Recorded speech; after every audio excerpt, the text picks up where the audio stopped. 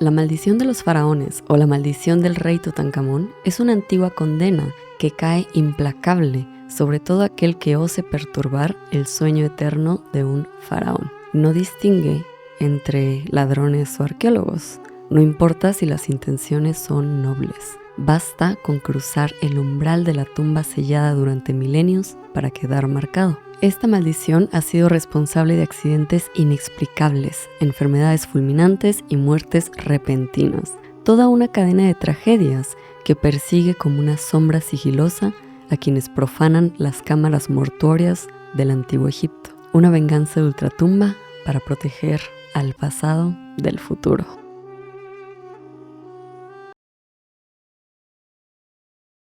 ¡Ay, qué emoción! Hola, ¿cómo están? Mi nombre es Carolina. Bienvenidos a su podcast con sentido de ciencia, Ciencia Simplificada, el podcast número 1 de ciencia en México. Gracias a ustedes que me acompañan a través de todas las plataformas de audio. Y si me están acompañando a través de YouTube, muchísimas gracias por estar aquí. El día de hoy... ¡Ay, qué emoción! ¡Qué padre! A mí me gustan mucho todos los episodios que llevan de la mano así agarraditos, historia y ciencia. Ustedes saben que la historia es uno de mis amores por ahí perdidos. Y el día de hoy vamos a estar platicando sobre un encabezado que vi por todas partes, que era la maldición del rey Tutankamón se convierte en cura contra el cáncer. ¡Ay, no más! ¡Ay, no más! Comencemos con un poquito de historia. ¿Qué les parece? En noviembre de 1922, el arqueólogo británico Howard Carter hizo uno de los hallazgos más importantes del siglo XX. Descubrió la tumba casi intacta del joven faraón egipcio Tutankamón en el Valle de los Reyes. Esta excavación había sido financiada por George Herbert, un conde británico, quien pidió a Howard que no abriera la tumba hasta que él se encontrara presente. En ese momento, el conde viajó desde Inglaterra a Egipto para vivir en persona este evento histórico.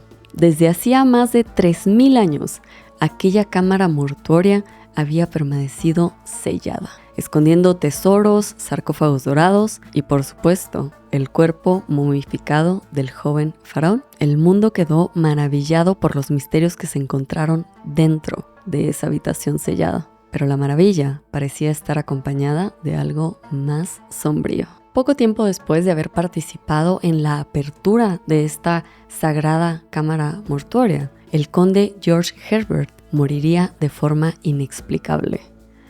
Después de él, el asistente de Carter, Richard Bertel, fue hallado muerto en su cama en circunstancias completamente extrañas. La lista de muertes misteriosas comenzó a crecer, todas relacionadas con la tumba, ya sea visitantes, excavadores o incluso familiares de las personas que estaban involucradas. El radiografista que estudió el cuerpo del faraón murió de forma repentina.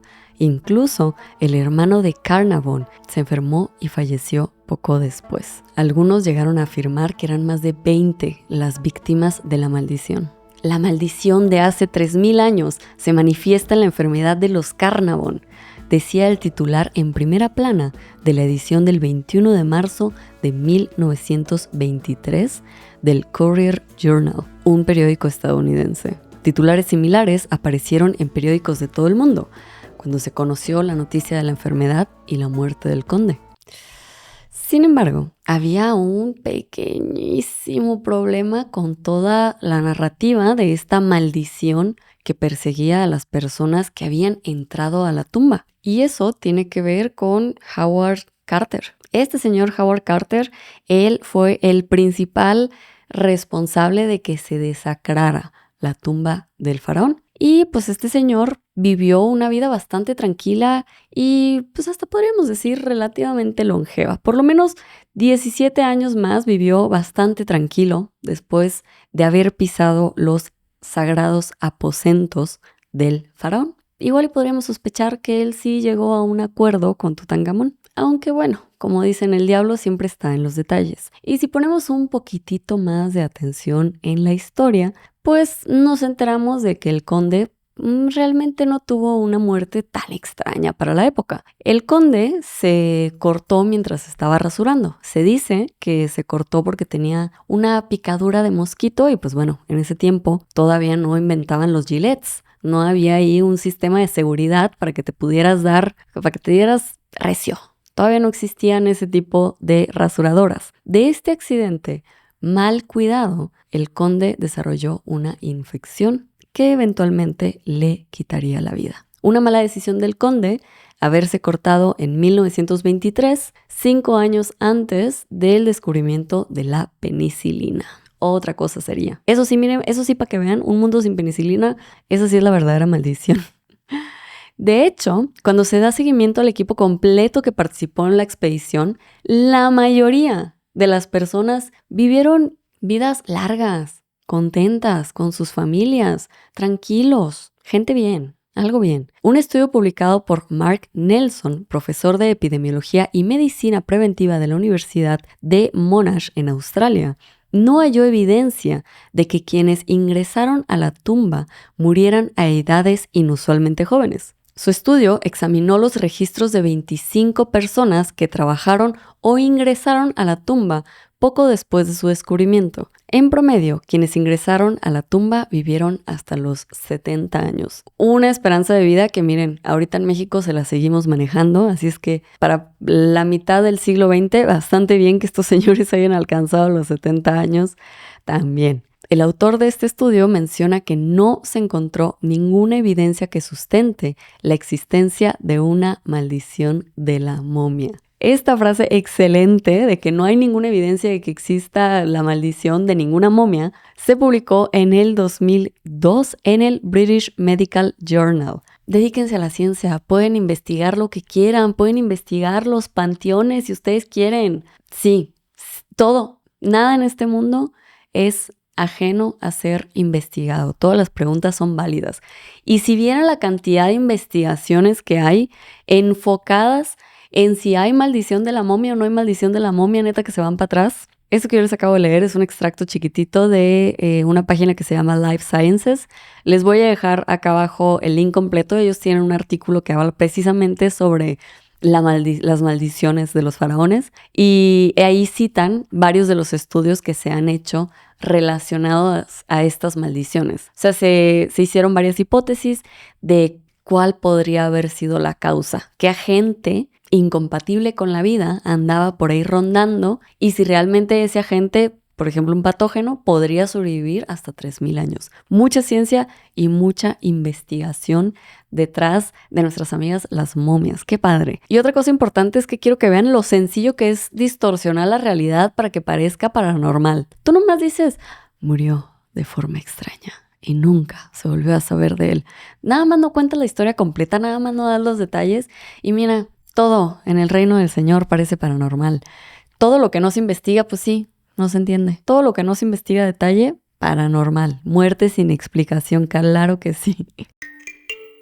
Pero bueno, aún no podemos dejar de lado que sí existe algún tipo de maldición cuando se profanan estas tumbas sagradas, debido a que en los años 70 un grupo de 12 arqueólogos que se encontraban trabajando en una excavación de la cripta del rey Casimir IV en Polonia vivirían una trágica experiencia. El rey Casimir se encontraba sepultado desde 1492 y la última vez que se había abierto la tumba fue en 1505 para colocar el cuerpo de Elizabeth de Austria, que era la esposa del rey Casimir. Qué romántico, qué romántico. Yo también me quiero pudrir al lado de Rafa. Por favor, encárguense de eso. Y desde entonces, desde 1505, la tumba había permanecido completamente cerrada. Sin embargo, existía mucho interés por restaurarla, por darle mantenimiento y así conservar la belleza de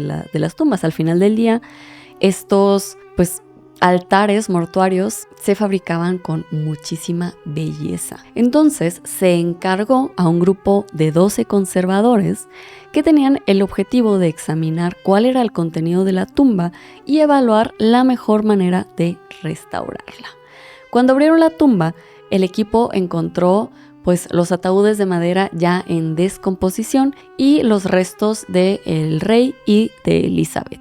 Sin perder mucho tiempo, el equipo puso manos a la obra y se realizaron los trabajos de restauración del sepulcro. Una vez que se realizaron todos los trabajos de conservación, fueron nuevamente sepultados Casimir y Elizabeth en una ceremonia llevada a cabo en la catedral el 18 de septiembre de 1973. Sin embargo, algo extraño había sido liberado. En los meses siguientes, los miembros del equipo de conservación comenzaron a morir de forma prematura e inesperada. El primero falleció en abril, el siguiente en junio, en agosto, en mayo otra persona falleció y en pocos meses 10 de las 12 personas que habían ingresado a la tumba habían muerto en condiciones extrañas y antes de tiempo. En ese momento, estas muertes revivieron en la conciencia social la maldición del rey Tutankamón. Nuevamente teníamos a un grupo de personas que habían desacrado un lugar sagrado, un lugar de descanso y que ahora eran perseguidos por algo. Pero no se preocupen, porque por suerte tenemos muchas personas que hacen preguntas y que se preguntaron ¿qué podría estar pasando? ¿Qué podría haber adentro de la tumba que les estaría generando estos problemas a los restauradores? Y un análisis de la tumba del rey Casimir reveló la presencia de un hongo llamado Aspergillus flavus, cuyas toxinas son conocidas por causar una infección pulmonar mortal. Y ahí, amigos, encontramos nuestra respuesta al misterio. Eso fue lo que le sucedió a nuestros queridos restauradores de viejas tumbas. Y también ahí es donde regresamos al hilo conductor de este episodio, a este hongo. Porque sí, los encabezados que yo vi decían que era la maldición de la tumba de Tutankamón, pero realmente es la maldición de la tumba del rey Casimir, que yo creo que no es tan famoso como Tutankamón. Entonces, no sé, dijeron va a vender más si le pones la maldición de Tutankamón se convierte en cura contra el cáncer, que seguramente es lo que le voy a poner también de título a este video, pero fue de la tumba del rey Casimir. Igualmente hay muchísimo, se hizo también mucho análisis microbiológico de la tumba del rey Tutankamón. Igual está en los links de Life Sciences. Les recomiendo que lo vayan a leer, es una lectura súper relajada e interesante. Y ahí les trae varias citaciones sobre todas las investigaciones alrededor de estas tumbas.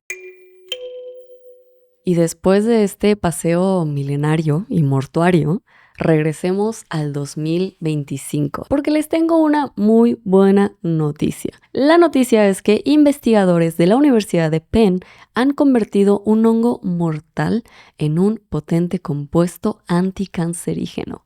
Tras aislar una nueva clase de moléculas de Aspergillus flavus, un hongo tóxico, los investigadores encontraron una sustancia química a la cual, tras realizarle un par de modificaciones, comprobaron que era bastante buena para atacar las células leucémicas. Y como resultado tenemos un prometedor compuesto anticancerígeno que es rival con los fármacos que se encuentran aprobados hoy en día por la FDA. Y les quiero leer la introducción al artículo porque tiene aquí una cifra que creo que más adelante va a ser importante tenerla en mente. Nos dice, los productos naturales son fuentes esenciales de compuestos prometedores para el desarrollo de fármacos y más del 60% de los medicamentos de molécula pequeña aprobados por la FDA contienen fármacos derivados de estos compuestos. Estos medicamentos de molécula pequeña son fundamentales para combatir el cáncer y las enfermedades infecciosas,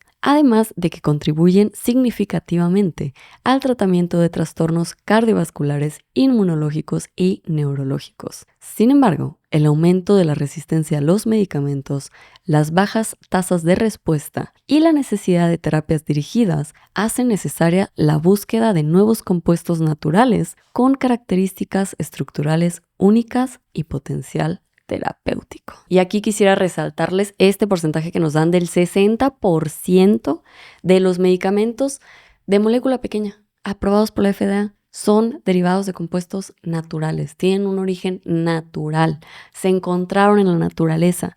¿Por qué? Porque siempre se tiene esta concepción de que es química artificial y que así como si lo crearan del éter, cuando realmente muchas moléculas están basadas en remedios naturales. ¿Cuál es la diferencia? La diferencia es que cuando tú te lo estás tomando en una capsulita, pues ya viene purificado, ya viene concentrado, tiene una dosis que se estableció con pruebas clínicas y se comprobó que existía un efecto terapéutico. Esa es la diferencia entre la medicina basada en evidencia. Ay, no, cúrate con puras cosas naturales. Ok, sí, pero ¿cuánto ocupo? ¿Cuántos gramos? ¿De dónde? ¿Qué cosa?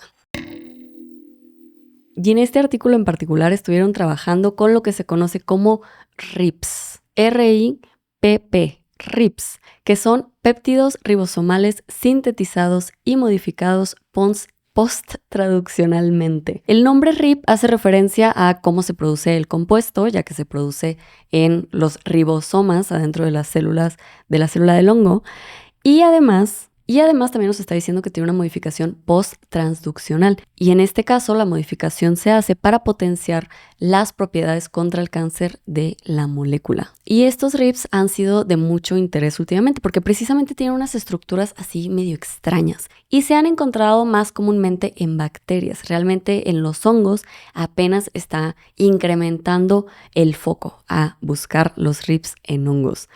En este caso, las moléculas que encontraron estos señores eran unas moléculas que compartieron una estructura única de anillos entrelazados. Estas estructuras extrañas les confieren también propiedades místicas, egipcias, a nuestras moléculas. De hecho, estas estructuras tan únicas no habían sido descritas previamente, por lo que los investigadores las nombraron de acuerdo al hongo en el que fueron encontradas. Las nombraron aspergimicinas. Recordemos que era Aspergillus flavius. Estas aspergimicinas, incluso sin hacerles ninguna modificación, hacías de cuenta recién sacadita del hongo, demostraron que tenían un muy buen potencial médico. 2 de las 4 variantes mostraron que tenían efectos potentes contra las células de leucemia. Y a otra estructura que le podríamos decir que es la abeja reina de este experimento, fue tomada del hongo, o sea, tomaron como tal la molécula del hongo y le pusieron un lípido, le añadieron un lípido que es una molécula de grasa, que en este caso venía de la jalea real. Sí, la jalea real, la de las abejas, la que utilizan las abejitas en desarrollo para crecer.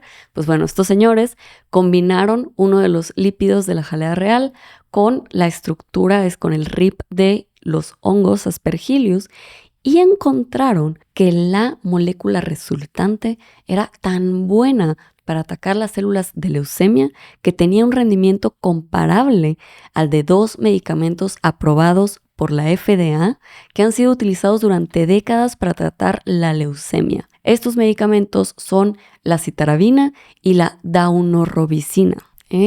¿Cómo la ven? ¿Cómo les quedó el ojo? Y antes de que su impulso de tía diga, ay, sí, qué bueno, ya ven, medicina natural, que nos cure el honguito y que nos cure la jalea real, me voy a salir a tomarme eso para curarme el cáncer. No, nada de eso. Siéntense, regrésense a donde están sentados. De entrada, como lo platicamos al inicio, ese 60% que dijimos de los medicamentos de molécula pequeña que habían sido aprobados por la FDA, que tenían un origen natural, de verdad, muchas de estas estructuras no las sacan del éter, están basadas en estructuras naturales, porque es mucho más sencillo encontrar propiedades de proteínas ya existentes que sacarte una proteína de la cabeza y después averiguar para qué va a servir. En este caso, de estos medicamentos aprobados por la FDA, los que eran comparables, por ejemplo, la citarabina se aisló originalmente de una esponja caribeña, de las esponjas de mar, una que vive en el Caribe. Así de bien se la estaba pasando.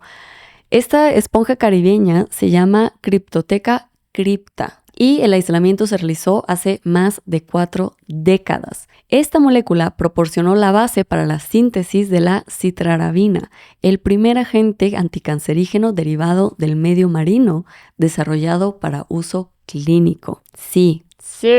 Origen natural de medicamentos utilizados contra el cáncer. De verdad que no es algo raro. El problema es obviamente que cuando nosotros nos lo venden ya empacadito, en capsulitas, pues sí, no le ponen ahí una imagen de un de una esponja de mar, porque pues tampoco, a mí no me gustaría, la verdad, que pareciera así de tienda naturista, a mí no me gustaría. Por otro lado, la daunorubicina es un antibiótico antraciclínico relacionado con la doxorubicina, derivado también de la actinobacteria Streptomyces neutis, Streptomyces peuceteus. Streptomyces peuceteus. Entonces, también natural, la hizo una bacteria nos la cocinó para que la agarremos y le hagamos mejoritas para que se vuelvan mejores para atacar el cáncer. Y fíjense que les hago mucho énfasis en esta parte del origen natural de estos tratamientos y de muchos tratamientos que tenemos, no solamente contra el cáncer. La aspirina la sacaron de una corteza de árbol. Muchos de estos tratamientos tienen orígenes naturales. Y lo menciono porque en particular para el cáncer, como que siempre existe esta narrativa de cúrate de forma natural, con hierbitas o con remediecitos naturales. Y miren, les podemos dar el beneficio de la duda de que en esos beneficios naturales pueda ser que exista la posibilidad de que haya algún compuesto que sea de alguna forma anticancerígeno.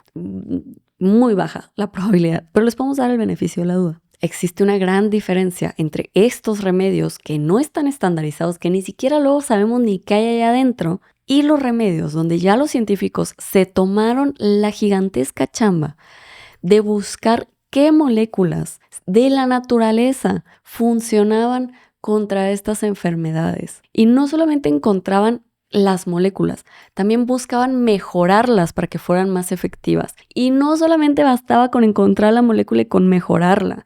Además de eso, la molécula tenía que venir bien concentrada. Se tenía que tener una concentración fija, una concentración que no sea variable. Y si eso no fuera suficiente, además de eso hicieron trabajos de estudios clínicos para determinar qué tan seguido se tenían que tomar esa pastillita, cuál era la dosis, cuáles eran los efectos secundarios, cuáles eran los efectos terapéuticos, si los efectos terapéuticos valían la pena para que esto fuera un tratamiento. Toda esta chamba se hizo para asegurar que ese compuesto, que sí, que era natural, que estaba metido en una esponja de mar a la mitad del océano, para asegurarle a las personas, en medida de la capacidad humana, en medida de nuestras posibilidades, de la tecnología existente, que iba a ser funcional contra su enfermedad si seguían el tratamiento como ellos lo habían investigado, como ellos habían tratado de delimitarlo, de analizarlo. Esa es la gran diferencia, y la gran diferencia de verdad monumental de trabajo que existe entre las personas que te recomiendan un remedito natural de ir de la calle y los médicos que te recomiendan un tratamiento basado en evidencia. Lleva mucha chamba por detrás. Hank Green, que tuvo cáncer hace poco. Hank Green, que es otro divulgador muy grande y que tuvo cáncer hace un par de años, me parece. Ya ahorita ya salió de eso. Tiene un video bien interesante al respecto de eso, de cómo la gente, en cuanto él tiene su diagnóstico de cáncer, lo empezó a bombardear con que tómate una cucharadita de miel de abeja y luego tómate un cúrcuma y luego tómate un rabito de conejo. O sea, por todos lados todos tenían un remedio que le iba a curar el cáncer. Y él habla de esta parte de cómo, ok, pero es que si nos vamos a lo estricto, pues bueno, gran parte de los remedios son naturales en su origen. Pues son naturales. La única diferencia es que este remedio, que también es natural, está eficientado al máximo para tratar de hacerlo eficaz contra la enfermedad. Pero bueno, y creo que este estudio ejemplifica bien una parte de ese gran trabajo que se realiza detrás de pues, estos nuevos tratamientos que se está tratando de desarrollar. Por ejemplo, los investigadores se preguntaron, ¿por qué? ¿Por qué cuando le agregamos el lípido de la jalea real, por qué se volvió mejor la aspergimicida en atacar las células de cáncer? ¿Qué estará pasando ahí? ¿Qué propiedad le está dando este pedacito lipídico que le agregamos? La pregunta que tenían los investigadores es, ok, esta sustancia de alguna forma está interactuando con la célula. Y si está interactuando con la célula de leucemia, con esta célula cancerosa, pues seguramente si hacemos movimientos adentro de la célula, pues nos vamos a dar cuenta con qué está interactuando nuestra molécula del hongo. Entonces, como si fueran ingenieros electricistas, se pusieron a bajar switches. Cada uno de esos switches era un gen diferente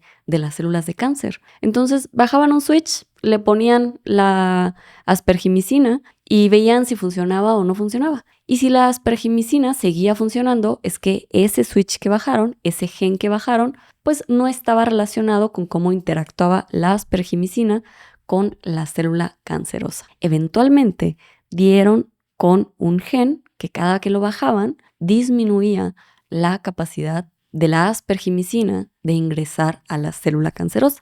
Y lo que encontraron es que este gen, conocido como SLC46A3, permite a las aspergimicinas entrar a las células de leucemia en números suficientes para generar un efecto. Este gen a lo que se dedica en la célula es ayudar a que los materiales salgan de los lisosomas. Los lisosomas son unos saquitos que andan por ahí en nuestras células recogiendo materiales extraños que ingresan a las células humanas. O sea, nos andan patrullando, se puede decir. Y en este caso son los que dan entrada a las aspergimicinas a la célula para que éstas puedan llevar a cabo su actividad anticancerígena. Y de esa forma los investigadores supieron por qué el agregarle un lípido, este lipidito de la jalea real, por qué estaba siendo más efectiva la aspergimicina en llevar a cabo su chamba anticancerígena. Pero lo que todavía no sabían es cómo estaba haciendo su chamba anticancerígena. ¿Qué estaba haciendo la aspergimicina con su lipidito adentro de la célula que estaba ayudando a vencer estas células leucémicas? Y lo que encontraron después de realizar diferentes experimentos es que todo apunta a que las aspergimicinas están interrumpiendo el proceso de división celular. Ustedes, si una cosa se saben del cáncer, es que las células se dividen sin control. Entonces, si de pronto les das una molécula que es muy buena para ingresar a las células y además que evita que se estén dividiendo de forma desmesurada, pues mira, tienes algo ahí que está frenando ese cáncer. Y en este caso, la forma en que lo logran es bloqueando la formación de microtúbulos, los cuales son esenciales para la división celular. Son los que así jalan la celulita. Los microtúbulos son los que ayudan a hacer la repartición adentro de las células. Cada que una célula se va a dividir, hay que hacer repartición, así como los divorcios, fíjense. No más que aquí, pues obviamente se crea una célula nueva, ¿no? Haz de cuenta que te divorcias con tu hijo, pero cuando te divorcias con tu hijo, pues se queda con la mitad de tus cosas, que seguramente es algo que ya se habrá dado en algún momento. Pero sí, entonces los microtúbulos justamente ayudan a que todo se acomode en su lugar en preparación para la división celular. Otra cosa bien interesante que encontraron estos investigadores es que estos compuestos tuvieron muy poco o ningún efecto sobre células de cáncer de mama, hígado o pulmón, y tampoco sobre variedades de bacterias y hongos, lo que sugiere que estos efectos disruptivos de las aspergimicinas son específicos para ciertos tipos de célula. Y esto es buenísimo. Para cualquier medicamento que tú estés buscando, lo que quieres es que no interactúe con lo que está a los lados, que nomás se vaya a atacar lo que tú quieres que ataque. Y esto, como se podrán imaginar, es algo buenísimo, porque uno de los problemas que históricamente han tenido las terapias contra el cáncer es precisamente eso, la falta de especificidad, que no sean específicas, que agarren y que sean parejo. O sea, obviamente atacan más a las células del cáncer, pero también tienen otras células que también se las llevan entre las patas. Y ahí es donde vemos gran parte de los efectos secundarios de la quimioterapia, como la pérdida del cabello, los problemas gastrointestinales, pues vienen de esa falta de especificidad de la terapia. Entonces, si tenemos una molécula así, que sabemos que nomás está yendo para las células que nos interesan, pues miren, puntito para arriba, puntito positivo. Antes de que salgamos corriendo a la calle a abrazarnos los unos a los otros, es bien importante recordar que, falta muchísima chamba. Estas moléculas todavía se encuentran en la fase inicial, en las primeras fases de desarrollo. Pareciera que está dando muy buenos resultados, pero antes de siquiera llegar a un humano, pues se tiene que empezar a probar en modelos animales y eventualmente si se determina que las moléculas son seguras y eficaces, empezaremos a hablar de, siguientes pasos de estudios clínicos ya en pacientes. Y con esto llegamos al final del episodio de hoy. Yo la verdad es que como me moría de ganas de contarles de la maldición de Tutankamón. Tutankamón, segunda vez que aparece en este canal. También hablamos de él en la trampa genética de la endogamia. Ahí está nuestro querido amigo Tutankamón. Una de las razones por las cuales murió tan joven este faraón era porque traía un caso de endogamia de a de veras. O sea, ahí sí de se me antoja mi mamá, se me antoja mi hermana. O sea, una cosa de los unos contra los otros grave, de la que solamente la realeza es capaz. Muchos problemas de salud, el pobre Tutankamón, una persona bastante deforme por tanta endogamia y hasta donde recuerdo no dejó descendencia, me parece que es... Váyanse a ver el video otra vez de la trampa genética de la endogamia. Eventualmente la biología te cierra la llave, dice como mijo, ya traes muchos tazos repetidos. O sea, tanto tazo repetido ya no da para un morrito completo. Ya, tú ya no tengas nada. Entonces tenía muchas ganas de hablarles de esas historias que estaban por ahí detrás, de cómo se había pensado que era una maldición y de cómo encontramos también moléculas interesantes en todas partes, hasta en las tumbas de los reyes cuartos de Polonia. Qué interesante. Y pues bueno, también platicamos un poquito de estos remedios naturales contra el cáncer. Espero que les haya gustado el episodio de hoy. Yo me la pasé muy bien platicando con ustedes. Y recuerden que si se suscriben al canal voy a ir personalmente a sus casas a darles un abrazo.